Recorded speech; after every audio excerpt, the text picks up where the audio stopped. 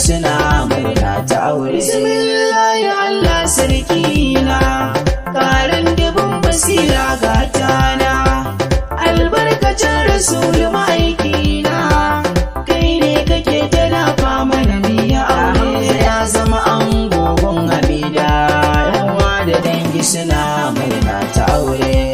Aure ibada ce ta da manzona, almukutari da ya masoyina,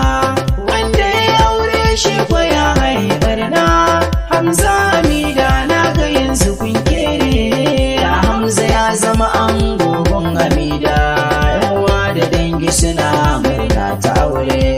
Hamza mutum mai kirki ne hakika, dan zai rike kirci da sha babu shakka. Ya zama gwarzo gun rubutun wasiƙa, zan so ka rike Hamida karkuwa ne. Ya Hamza ya zama angon Hamida, yawa da dangi suna murna ta aure. Hamza mai kyawun halaye na shida, ko gurin aiki Hamza shi baya ganda, mata da rashi mu maza sai da shaida. Na gano ango ya haɗe ga turare, ya Hamza ya zama angon Hamida, yawa da dangi suna murna ta aure. Ke amarya daure ki yo biyayya,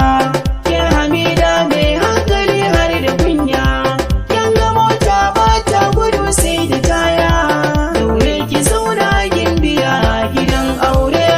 Hamza ya zama angon Hamida, yawa da dangi suna murna ta aure.